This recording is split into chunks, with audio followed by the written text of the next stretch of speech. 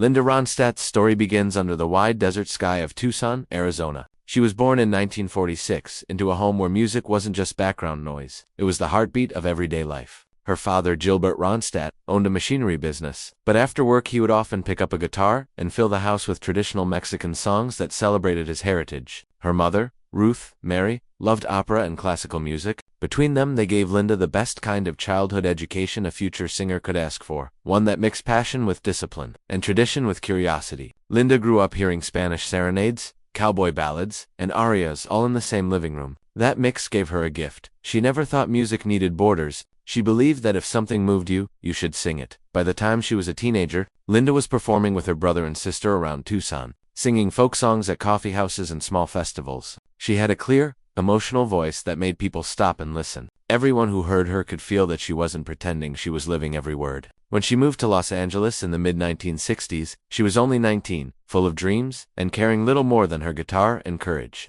There she met musicians Bobby Kimmel and Kenny Edwards, and together they formed a group called the Stone Ponies. They started playing in small clubs, especially at a famous local spot called the Troubadour, a place that helped launch many major artists. The group's blend of country and folk quickly drew attention, but it was their song Different Drum that changed everything. Released in 1967, it became a national hit, and radio stations couldn't get enough of Linda's rich, powerful voice. People wanted to know who she was, this young woman who sounded both tender and strong at the same time. As the success of Different Drum grew, Linda realized that she wanted more control over her music. She left the Stone Ponies and began working on her own, determined to find a sound that truly reflected who she was. In 1969, she released her first solo album, Hand Sewn, Homegrown, which critics now call one of the first alternative country records made by a woman. It wasn't an instant bestseller, but it showed the world that Linda wasn't afraid to take chances. She didn't want to fit neatly into one genre. She wanted to explore them all. Her follow-up album, Silk Purse, arrived in 1970 and included the haunting song Long, Long Time, which earned her a Grammy nomination. Though she was still finding her way, Linda's voice had already begun to define the sound of the new decade. She toured constantly, often traveling in vans with her band, performing wherever she could, and slowly building a loyal audience.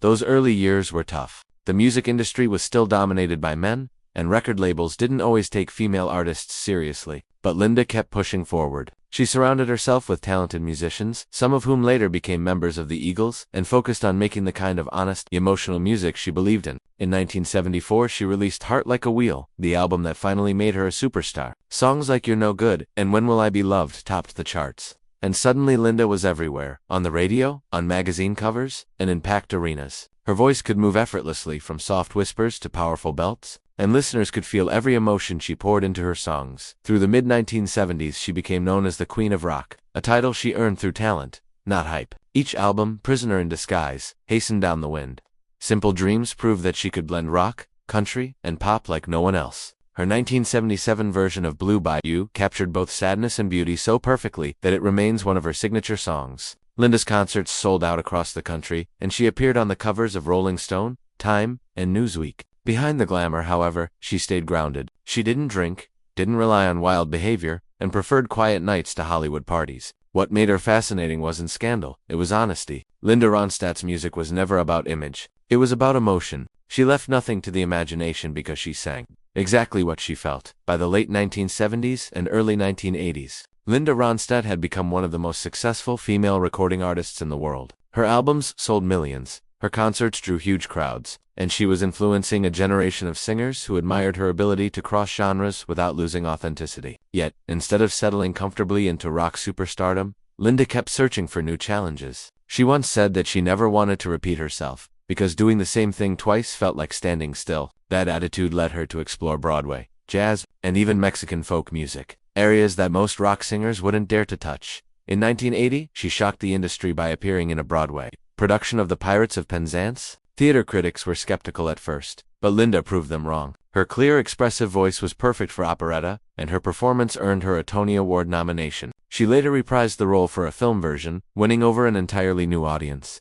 Around the same time, she began collaborating with conductor Nelson Riddle on a series of albums that reintroduced classic American standards from the 1940s and 1950s to a younger generation. Albums like What's New and Lush Life became bestsellers, proving that Linda's talent could make any style sound fresh again. While many artists struggled to adapt to the changing music scene of the 1980s, she thrived by reinventing herself again and again. But even at the height of fame, Linda never lost sight of her roots. In 1987, she released Canciones de mi Padre, Songs of My Father, a heartfelt tribute to her Mexican heritage. Singing entirely in Spanish, she honored the music her father had once played at home. Many in the industry doubted that a Spanish-language album could succeed in the American market, yet it became one of the best-selling non-English albums in U.S. history. For Linda, it wasn't about sales. It was about identity and gratitude. She said she felt closer to her family and culture than ever before. The project won a Grammy Award and inspired countless Latin artists who saw her success as proof that cultural pride could shine on a global stage.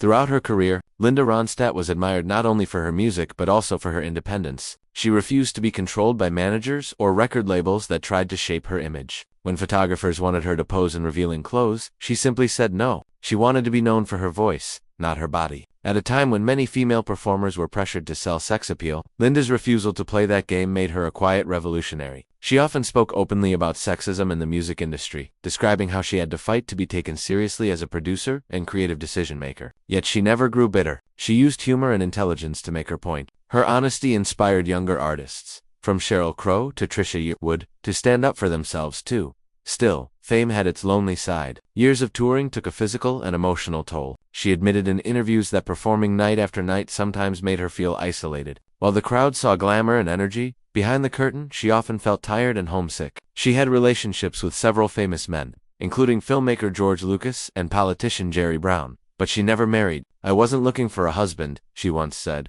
"I was looking for a life. That life was filled with creativity, not just singing but also exploring history, language and culture through music." During the late 1980s and early 1990s, Linda continued to experiment. She recorded more Spanish albums, children's lullabies, and duets with friends like Emmylou Harris and Dolly Parton on their beloved trio albums. Each collaboration felt personal and joyful. When asked what made her happiest, Linda often said it wasn't fame or awards, but the act of blending voices with other musicians and feeling the harmony vibrate in her chest. That was her true success. While musical trends came and went, punk, disco, new wave, Linda Ronstadt stayed true to her principle: sing what you love. She never chased fads, yet somehow remained relevant in every decade. Her ability to change while staying herself became her greatest strength. Listeners could trust her. They knew she would only sing songs that mattered to her. That honesty gave her music a timeless quality. Even today, new generations discover her work and feel an immediate connection, as if she's singing directly to them.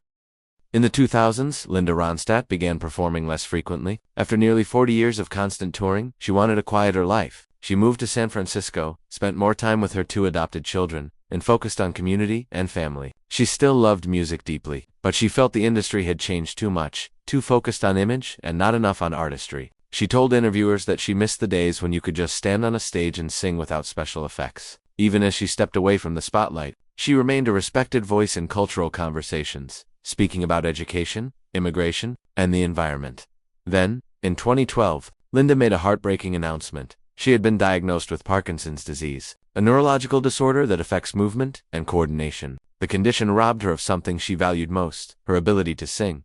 Fans around the world were stunned. For decades, her voice had seemed unstoppable, and now it was silent. Yet Linda faced the diagnosis with remarkable courage. She explained calmly that she had already felt symptoms for years before doctors gave it a name. Though she could no longer sing, she found other ways to express herself through writing, conversation, and mentoring younger musicians. She published a memoir, Simple Dreams, in 2013, filled with warm stories about her childhood, career, and the people who shaped her journey. The book became a bestseller, not because it offered scandal, but because it captured her honesty and grace. In 2019, a documentary titled Linda Ronstadt, The Sound of My Voice was released, giving audiences a moving look at her life and legacy. The film reminded the world just how wide her influence stretched. Viewers saw her perform across decades, from tiny folk clubs to massive stadiums, and heard from friends and collaborators who described her perfectionism and passion. The documentary won awards and brought new appreciation to her story, especially among young viewers discovering her for the first time. Even without her singing voice,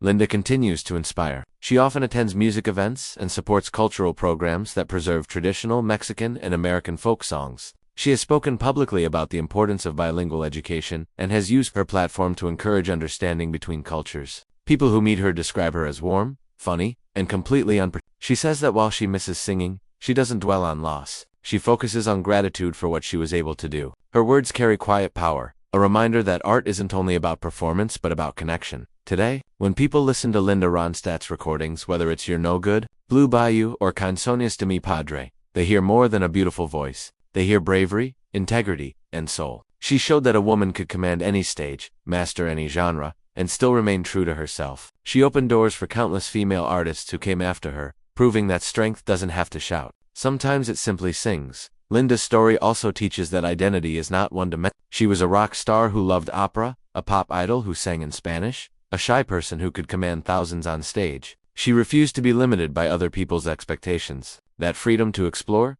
to feel, to fail, to rise, is what makes her legacy so powerful. In a world that often asks artists to be one thing, Linda Ronstadt was many things, and she was brilliant at all of them. As she lives her later years quietly, fans continue to celebrate her impact. Tribute concerts, documentaries, and new re-releases of her albums keep her music alive for new generations. When young singers mention her as an influence, they talk not only about her voice, but about her courage, the courage to take risks, to be vulnerable, and to remain kind in a competitive industry. That kindness shines through in every story told about her. She treated musicians, stage hands, and journalists with the same respect she gave to audiences. In the end, Linda Ronstadt's silence speaks volumes. Though Parkinson's took her singing voice, it could never touch her spirit. She once said that when she listens to her old recordings, she hears not perfection but effort, the sound of someone always trying to make each song honest. That humility is part of why people still love her. She never claimed to be a legend. She simply worked hard and followed her heart, and that heart, clear and strong,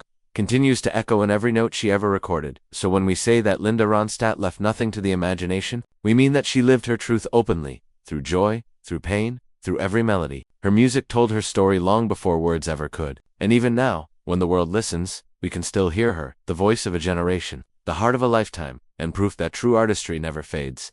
Before Linda Ronstadt became one of the most beloved voices in American music, she was simply a young girl from Tucson, Arizona, who dreamed about singing songs that touched people's hearts. Born in 1946 to a family that loved music, Linda grew up surrounded by Mexican songs, old folk tunes, and the sound of the desert winds that filled her home. Her father played guitar and sang traditional ballads, and her mother exposed her to classical and opera. This mix of musical styles shaped Linda's ear and helped her develop that beautiful, pure tone that would later make her famous. Even as a child, she would stand in her backyard, singing to the open sky, pretending the mesquite trees were her audience. She never knew she would one day fill entire arenas with fans who came just to hear that same voice. When Linda was in her late teens, she left home to follow her dream of becoming a singer in Los Angeles. The city was full of energy and opportunity in the 1960s, but it wasn't easy for a young woman to break into the music business, especially one without money or connections. She joined up with a small folk rock group called the Stone Ponies, and it was with them that she found her first taste of success. Their song, Different Drum, written by Michael Nesmith of the Monkees, became a hit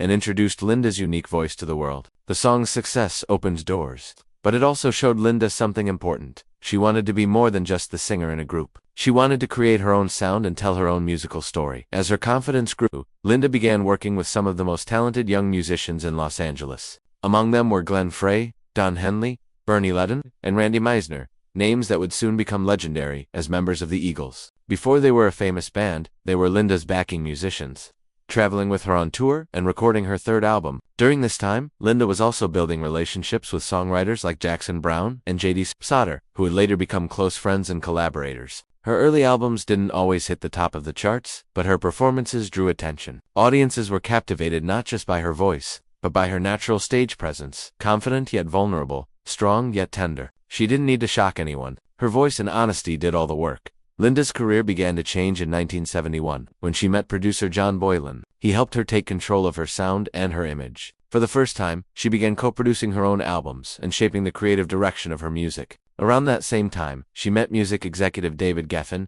who invited her to join his new label, Asylum Records. That decision would prove to be one of the best of her career. At Asylum, she had the freedom to explore her voice across genres: country, rock, pop, and even folk. Linda's talent didn't fit into one box, and she refused to let anyone limit her. As she performed with artists like Jackson Browne and the Eagles, she began to earn a new title, the first arena-class rock diva. Her concerts were electric, and her voice could fill massive stadiums without losing its intimacy. But fame came with its challenges. Life on the road was exhausting, and the constant travel made it hard for Linda to find peace. In interviews, she would later describe the loneliness that followed her everywhere. She once said, "They haven't invented a word for that kind of loneliness you feel when you're on the road." Every night, she would step on stage in front of thousands of cheering fans. Yet afterward, she often found herself sitting alone, missing the quiet of home. She called her performance outfits her girl singer suit, as if she put on a different version of herself each night. Even though she was admired by millions, Linda was still searching for something deeper, a sense of belonging that fame could never quite give her. As Linda's career continued to rise, her personal life became the subject of intense public attention. People were fascinated by her relationships, especially because she often dated creative, high-profile men. In 1970, she fell in love with her producer, John Boylan. Their connection was both romantic and professional, and for a while, it seemed perfect. They shared ideas, made music, and supported each other's dreams. But as Linda later admitted, things changed when they moved in together. The pressures of fame and creative work blurred the lines between love and business. Eventually, they decided to part ways romantically, though they remained friends and collaborators. Linda's maturity and professionalism allowed her to keep working with people she had loved, a rare skill in the entertainment industry. After Boylan, Linda entered a relationship with singer-songwriter J.D. Souther. The two shared a deep emotional and musical bond, writing several songs together. Hits like Faithless Love and Simple Man, Simple Dream came from that period of collaboration. But despite their shared passion for music, their romance also came to an end. J.D. later confessed that he couldn't quite remember why they broke up. It was simply one of those things where timing and life didn't align. Linda, however, continued to pour her feelings into her songs, and that emotional honesty made her music even more relatable. She had the rare ability to turn heartbreak into beauty. Throughout the 1970s and 1980s, Linda was often seen as one of the most powerful and attractive women in rock, a title that brought admiration but also misunderstanding. In a male-dominated industry, female singers were often judged more for their looks than their voices. Linda fought against that constantly. She wanted people to listen to her, not just look at her. She admired other strong female artists like Maria Muldaur and Emmylou Harris, women who stayed true to themselves despite the pressure to fit in. But being a woman in rock meant walking a fine line. Too soft, and people didn't take you seriously. Too tough, and they called you difficult. Linda handled it with grace, but it was never easy.